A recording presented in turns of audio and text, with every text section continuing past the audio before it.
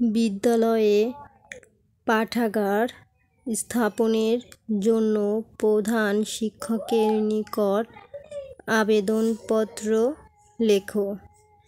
যেমন আবেদনপত্র লিখতে হয়, এটাই আবেদনপত্র। প্রথমে লিখতে হবে তারিখ, যে তারিখে তুমি লিখছো, যেমন 29শে মে 2024।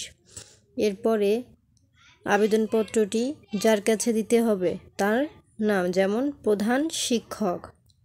তারপরে সলিমপুর সরকারি প্রাথমিক বিদ্যালয়, ময়মনসিংহ, মানে কি তুমি যে স্কুলে পড়ো বা যে কলেজে পড়ো বা যে ভার্সিটিতে পড়ো সেই নাম দিতে হবে। এটা যে শুধু স্কুল শ্রেণীর জন্য তা না, আবেদনপত্র সমস্ত শ্রেণীদের জন্য, স্কুল কলেজ সব। সে কলেজে পড়লে কলেজের ঠিকানা এখানে দিবে। তারপরে আছে বিষয় লিখতে হবে। বিষয় কি? বিদ্যালয়ে পাঠাগার স্থাপনের জন্য আবেদন। এরপর লিখতে হবে কি? মহোদয়।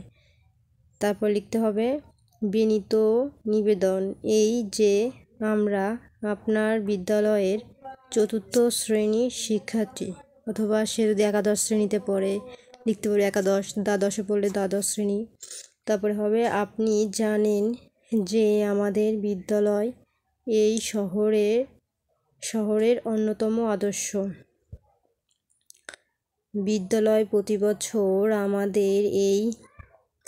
বছর আমাদের এই বিদ্যালয় থেকে অনেকেই ভালো ফল অর্জন করে, কিন্তু আমাদের বিদ্যালয়ে কোনো পাঠাগার নেই।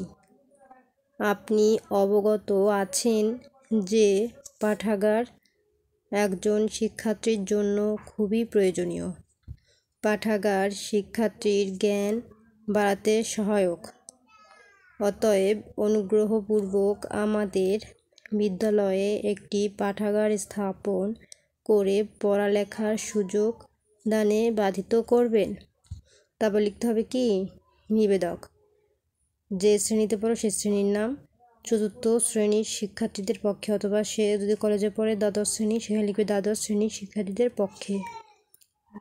যে লিখছে তার নাম ইসমাইল হোসেন, তোমার নাম যা তুমি তাই লিখবে, এবং রোল নম্বর তোমার যা তুমি তাই লিখবে। তো আজকের মতো এই পর্যন্তই। যে কোনো ধরনের রচনা, আবেদন, দরখাস্ত ইত্যাদি যত বা প্যারাগ্রাফ যা কিছু দেখার প্রয়োজন আমার চ্যানেলে পেয়ে যাবে। এগুলো দেখার জন্য চ্যানেলটি সাবস্ক্রাইব করে পাশে থাকবেন। ধন্যবাদ।